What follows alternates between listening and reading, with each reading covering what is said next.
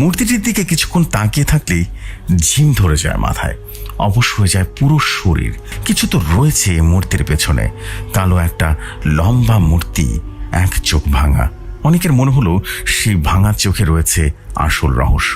কুচকুচে কালো মূর্তিটির ডান চোখটি ভাঙা আর বাম চোখটি বড়ই জীবন্ত।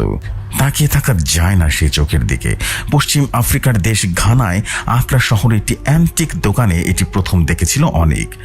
কোম্পানির কাজে 3 মাসের জন্য সেখানে সে গিয়েছিল। ছুটির এক বিকেলে ঘুরতে ঘুরতে পুরনো এই অ্যান্টিক দোকানের ভাঙা মূর্তিটি দেখে রীতিমতো থমকে গিয়েছিল সে। কদাকার কৃষ্ণরাঙ্গ মানুষের অবয়বে গড়া মূর্তিটিকে দেখে ছুঁয়ে যাবে। এক বৃদ্ধ এসে ভাঙা ভাঙা ইংরেজিতে তাকে বলল, স্যার, আপনি কি মূর্তিটির ব্যাপারে আগ্রহী? অনেক কিছুটা আনমনে জবাব দিল, হ্যাঁ অবশ্যই। আচ্ছা, মূর্তিটি কিসের বা কার আপনি বলতে পারেন কি? এবার বৃদ্ধটা সামনে এসে জবাব দিল, এটা আফ্রিকার বিখ্যাত জাদুকর কার্লোস দিপ্পারের মূর্তি। অষ্টাদশ শতকে শুধু আফ্রিকা নয়, সুদূর ইউরোপ জুড়ে ওনার খ্যাতি ছিল।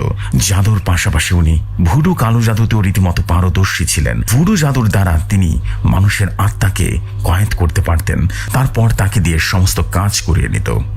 এক কথায় দাস বানিয়ে ফেলত তাকে। বৃদ্ধের কথাগুলো তীরের মতো মস্তিষ্কে বিঁধেছিল অনেকের। মূর্তিটি তুলে সে বলল, এর মধ্যে কি কোনো আত্মা কয়েদ করা আছে? কথাটা শ্লেষের সুরে বৃদ্ধটা বলল, সাহেব, এই মূর্তিটি কিন্তু খুব পুরনো আর বিরল একটা মূর্তি। আমি যতদূর জানি জাদুকর সাহেব নিজের হাতে এই মূর্তিটি করেছিলেন। ওনার আত্মা নাকি এর মধ্যে কয়েদ রয়েছে। এবার সব কথা অবাস্তব বা গাঁজাখড়ি মনে হলো অনেকের। অষ্টাদশ শতকের জাদুকরের আত্মা এই মূর্তিতে, ভাবা যায়। বৃদ্ধ হয়তো ওর মনের ভাবটা বুঝতে পেরেছিল, তাই বলে ফেলল, স্যার, আপনি মনে হয় বিশ্বাস করছেন না, কিন্তু আপনি যদি কিছুক্ষণ এই মূর্তির দিকে তাকিয়ে থাকেন, আপনি কিন্তু হিপনোটাইজ হয়ে যাবেন। হিপনোটাইজ। ভুল বলেনি লোকটি। সত্যি সেদিন এই ভাঙা মূর্তির দিকে তাকাতেই এক অদ্ভুত অনুভূতির শিকার হয়েছিল অনেক।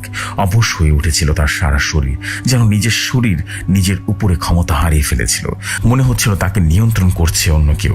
ওই ভাঙা মূর্তিটা, অনেক দাম দিয়ে সেদিন মূর্তিটা কিনেছিল সে, বা কিনতে বাধ্যই হয়েছিল। ঘানার কয়েকজন লোকের কাছে সে ওই জাদুকরের ব্যাপারে জানতে পেরেছিল।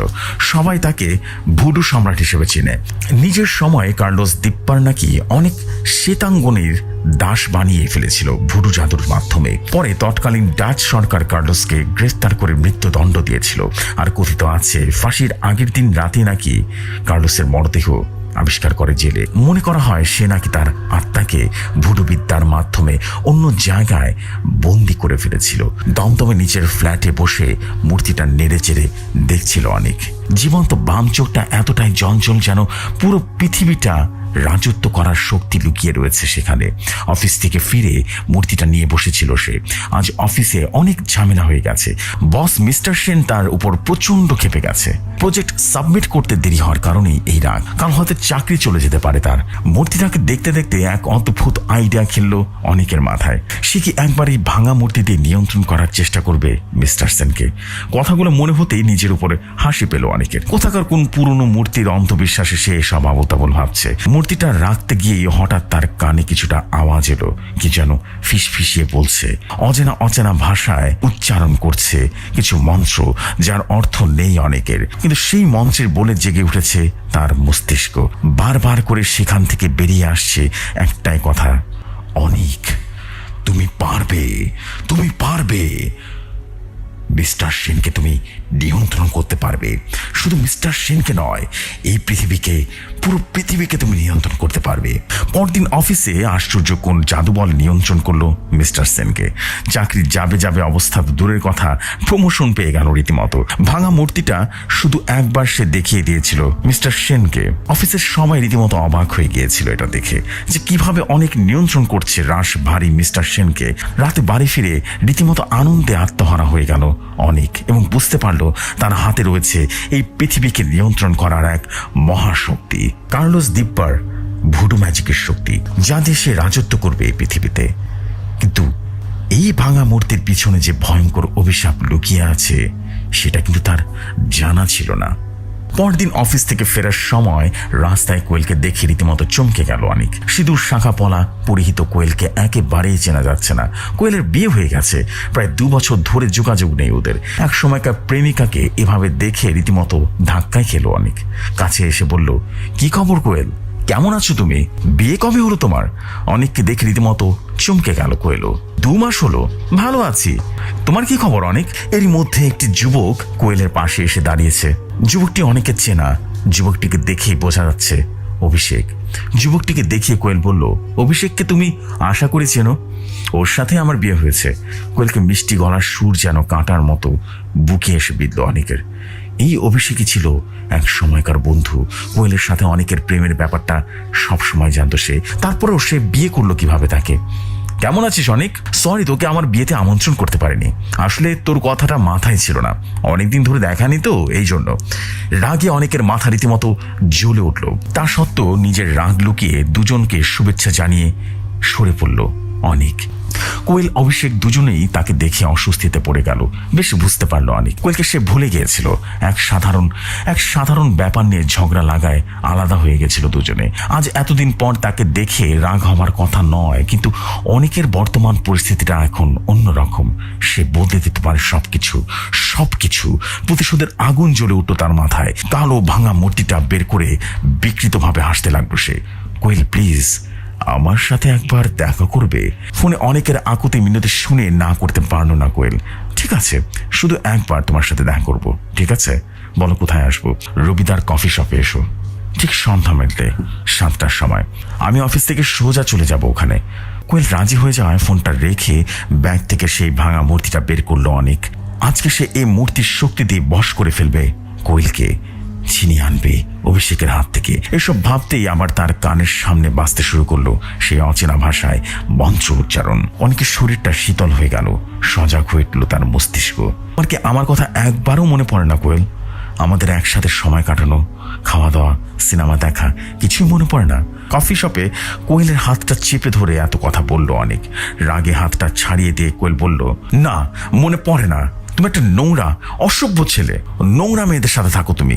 আমার লজ্জা লাগে, একদিন তোমার মতো ছেলেকে ভালোবেসেছিলাম।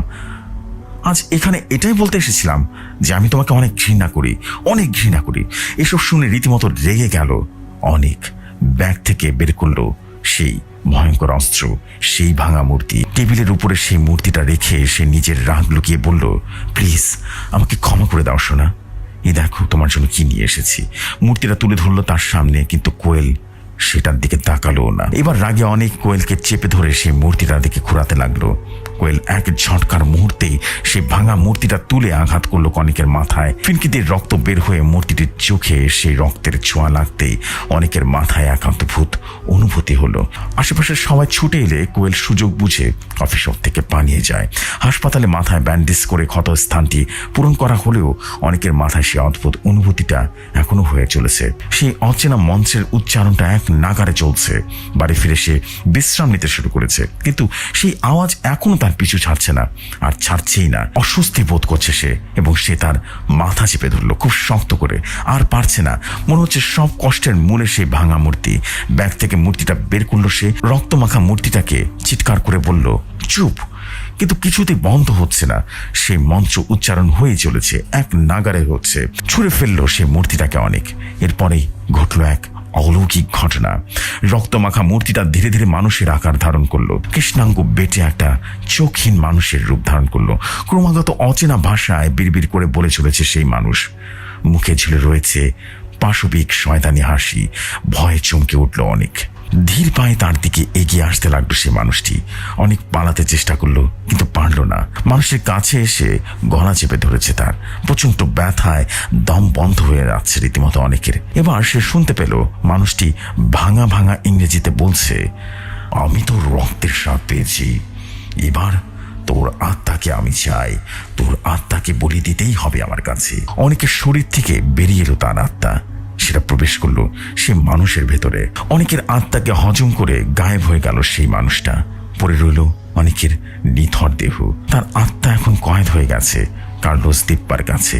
কয়েকদিন পর ঘানার সেই অ্যান্টিক দোকানে এক ইংরেজ ভদ্রলোকের দৃষ্টি পড়ল এক চোখ ভাঙা মূর্তিতে। ভালো মতো মূর্তিটাকে দেখতে গেলে দোকানের সে বৃদ্ধ ভাঙা ভাঙা ইংরেজিতে আবারও বলে উঠল, সাহেব আপনি কি এই মূর্তিটার ব্যাপারে আগ্রহী? খুবই চমৎকার দুর্লভ মূর্তি এটা। ইংরেজি বার প্রশ্ন করলো, কার মূর্তি এটা? বৃদ্ধের জবাব এলো, বিখ্যাত জাদুকর কার্লোস দিপার। এই ছিল আরেকটা গল্প। কেমন লাগলো এই স্টোরিটা? আমার কাছে যথেষ্ট মজা লেগেছে, অনেক ইন্টারেস্টিং একটা স্টোরি। আমি মনে করি যে এরকম স্টোরি মাঝে মাঝে পড়া উচিত।